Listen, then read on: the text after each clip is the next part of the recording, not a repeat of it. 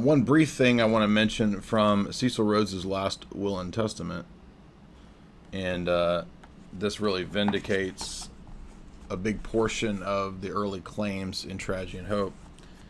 And I'll show you what it says too.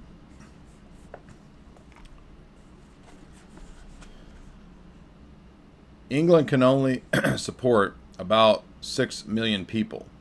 Its balance depends on the trade of the world. The world, with America in the forefront, is devising tariffs to boycott manufacturers. I believe that England, with fair play, should manufacture for the world and be a free trade nation. You might finish the war by union with America and achieve universal peace. I mean, after 100 years and a secret society organized on the basis of the Jesuits, Loyola, supported by the accumulated wealth of those who desire to aspire to this, talking about the reinvigorization, the revitalization of the British Empire. So here is Cecil Rhodes' own last will and testament. The diamond magnate who got all of his money from the Rothschilds. Literally all of his money for his enterprise came from the Rothschilds, and that's in the Cecil Rhodes biography.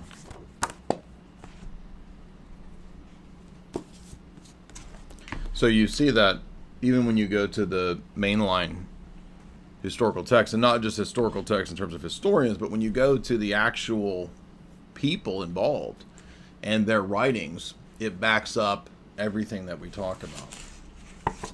Now, to refresh you guys, this mainline biography of the Rothschilds, as we covered previously, I meant to get into a lot of this with Ridvan. We didn't get into that. Before you had Theodore Herzl, before you had Zionism as a political force, you already had people like Moses Hess writing things like Rome and Jerusalem. I think this was written in the 1860s, right? And in this text, Hess, the father of utopian socialism, the father of Zionism, a socialist, one of the reasons why Israel ends up being a labor socialist government for many, many, many years. Something, ironically, that the Likud papers will actually criticize. Edmund Rothschild was, in fact, the purchaser and revitalizer of the land of Israel.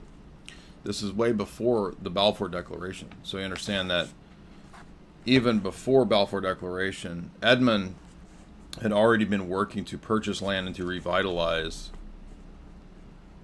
Israel. Now, this was done primarily as, according to the biographer, a personal desire to see that land renovated. We don't know, we don't have evidence, as far as I can tell, that this was, as of yet, a grand imperial design.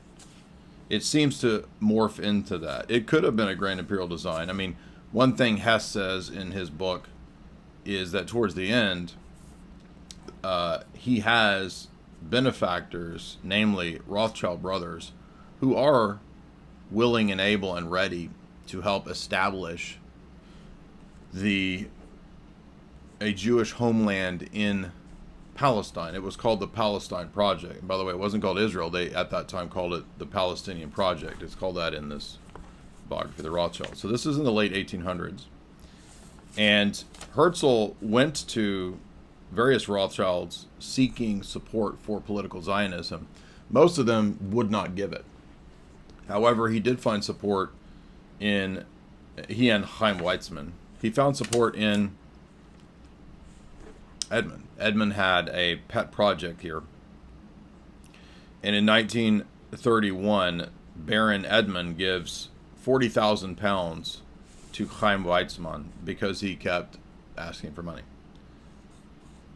At the same time, Edmund revitalized Palestine through large land purchases, all kinds of money. He thought he was going to find the Ark of the Covenant, which is really interesting. He wanted to do a kind of an Indiana Jones archaeology project. and he attempted to buy the Wailing Wall. And for some reason, the Grand Rabbi of Israel vetoed his attempts to purchase it. Don't know why. Jerusalem's chief rabbi said no. Regardless, eventually, after a few decades, the British Empire saw this as a way to capitalize on moving Jewish people there, creating a powder keg, and it became a political project increasingly more relevant to the Atlanticist establishment, particularly the British Empire. Now, there was dissension, debate, and disagreements amongst the British elite on this project. Not only is this covered in Quigley and Tragedy and Hope and in Anglo-American Establishment, it's also covered in the recent French text that we read, Black Gold Spies, which basically works through all of the British spies at this time who were the key players in the game. T.E. Lawrence, Gertrude Bell, St. John Philby. They were all handled by, or mostly were handled by, the British Bureau of Arab Affairs. That was the cover for British intelligence. The guy that ran the Arab Bureau, British Bureau of Arab Affairs, running all of these spies for British intelligence, was a guy named David Hogarth. And David Hogarth was a round table Fabian socialist person. So once again, we see that when these spies are sent out, by the way, they're sent out for oil. That's the point of this book, is that what was going on was oil reconnaissance. This is the beginning of the discovery of oil.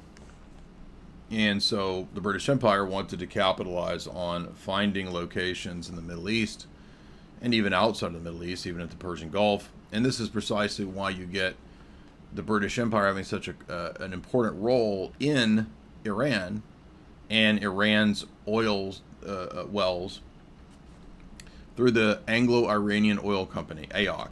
Anglo-Iranian Oil Company becomes BP.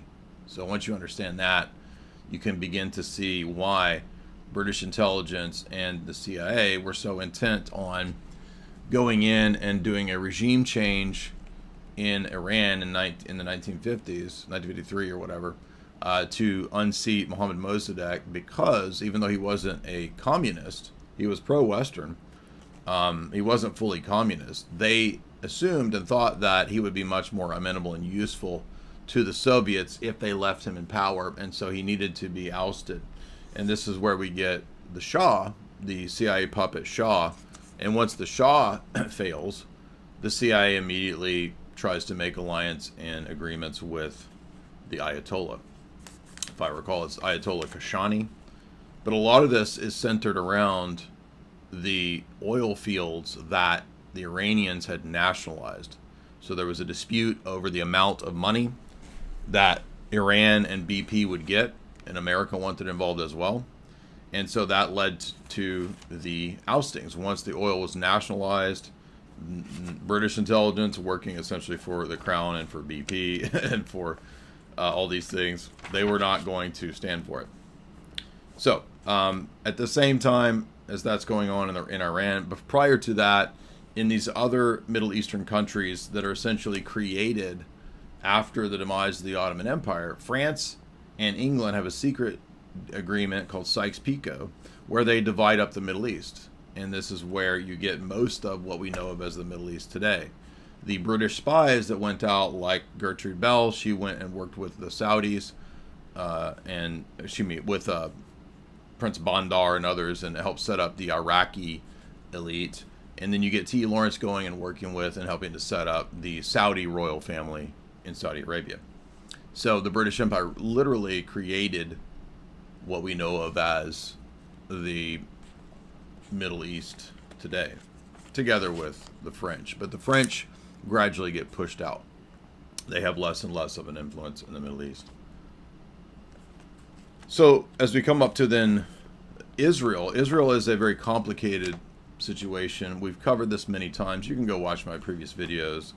But essentially, the British set up the Grand Mufti of Jerusalem as an operative there to help foster, at this time, support for and aid for the British project in the Middle East, namely to try to control Mecca. And the British also thought, well, if we could also get a hold of the Holy Land, this would be two very important Islamic sites that, if the British Empire controlled, would allow them to have a lot of power over the entire Islamic world. The Grand Mufti of Jerusalem, again, a British intelligence creation office that didn't exist until the British created him, ends up, as we saw from the Mark Curtis book, basically helping and fomenting a lot of the tiny mustache men stuff. He meets with SS and others, but really fosters and pushes them to do what the British want. He plays a key role in doing that. He's not the only person involved in that, but in terms of Quigley's thesis, what's happening is that the UK wants World War II. They didn't get what they wanted out of the League of Nations. And when I say they, I mean the Rothschild, Milner, Rhodes, Round Table, Fabian Socialist elite clique, the Royal Institute for International Affairs clique, right? They didn't get the proto-world government out of the League of Nations, which comes out of World War I, that they thought they would get. So the justification for another version would be another world war. Hence, why the British prompt, secretly tell Hitler in the appeasement secret deal they want him to go in to do what he does. And so it's all imperial geopolitics. And then once he does this, he goes into Poland, he takes the $2 billion in Czech gold, the Bank of England funds his rise to power, admittedly, Quigley, it's page 1049 or 1059. Yes. Then they flip. The British say, look how bad he is. You see, he's the monster. We always said he was a monster. And so the British sort of do a double cross. They backstab Tiny Mustache Men that they had a secret appeasement deal with. So it's not so much that necessarily Tiny Mustache Man was a complete agent or complete tool. You can debate to what degree. But the thing that the Royal Society Roundtable Group people are so good at, and you could look at someone like Lord Halford Mackinder, who really sets up modern geopolitical strategy for everyone. The Heartland Theory, the Rimland Theory, controlling Eurasia, etc. These are all out of the British Imperial seafaring nation model. And they have a different model of how you run and control things versus nations that are land powers like Russia or the United States. Those are largely land powers. But England is a tiny little thing, right? It's a tiny little island. How could they control the world? Well, they became a free trade, banking, trade, control the waterways type of structure. And that's what ended up working. I mean, England didn't have some vast standing army, but they had a powerful navy, so much so that this tiny little entity could control an empire.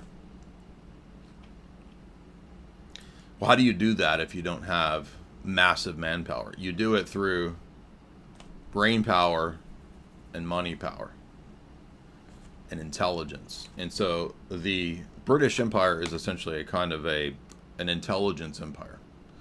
And one tool in that arsenal was the network of Freemasonry. Another tool in that arsenal was the Anglican Communion, which is, I think, the third largest so-called Christian body after Orthodox. So it's Roman Catholic, Orthodox, and then I think Anglican is the third biggest, quote, communion. And so if you have an empire and you have Anglican missionaries working essentially for the empire, that's another form of the extension of your soft power. And many Anglican ministers were, in fact, Freemasons and were actually spies for the empire as well. So this is very common, very well known, but in history. But a lot of people just simply don't know any of this. They have no idea about any of this stuff. But the reason I'm talking about this is that this is all really important for understanding how we get to Israel where we are now. Another thing that people don't know is that Tiny Mustache Man was interested in going where he was going also for oil and oil fields. Both British and Tiny Mustache Man, the Germans wanted to control the Caucasus oil fields. They wanted access to resources and locations that they could set up bases against Russia. So remember, if you're Germany, you have two main contenders against you: the Anglo-American establishment or the British Empire, depending on how far you go back, and then you have Russia on the other side. Just a little bit of a reminder on this great book. By the way, we have a whole talk for members on Black Gold Spies. So hopefully that helps us get a little bit of a better picture. And by the way, if you doubt any of this, understand my audience is really a kind of an intelligence network on its own, because they recommend to me books that I don't even know exist that just help bolster the case. This one just came in too. This is an official publication from the CFR on the CFR being the successor to the Inquiry. The Inquiry being basically the OSS prior to the OSS. So the OSS is the beginning of America's intelligence apparatus as far as we know it. But prior to that, its predecessor was the Inquiry, a bunch of academics around the time of World War I, right after World War I. And the Inquiry is essentially what becomes the model as well of the Council on Foreign Relations. So they're really intertwined as this sort of governing body of individuals that will steer America. And they don't always agree. So this is one of the mistakes that I think the so-called conspiracy crowd makes, is that they oversimplify by acting like everybody in these councils or these committees or steering committees or roundtable groups, they act like they're all sort of just taking the dictates of Lord Rothschild or whatever. They will have debates, they will have disagreements, but they will come to usually common ground and agreement when it's things that extend the overall agenda. And the overall agenda is essentially a global technocratic Fabian socialist governance model. Now, who will be preeminent within that model, whether it's a neoconservative Americanist empire, whether that's going to die out, whether it's some Israeli dominant empire, I think within this power structure, within these elites, there are competing factions that would like to have the controlling power. It's like mafias get together, they have their meetings. If you've ever watched The Godfather, you see this, right? Where the Godfather goes to the meeting of the Dons, the meeting of the families, right? It's very similar when you have these roundtable groups and whatnot in global steering committee power structures. So hopefully this is helping us to get a picture here.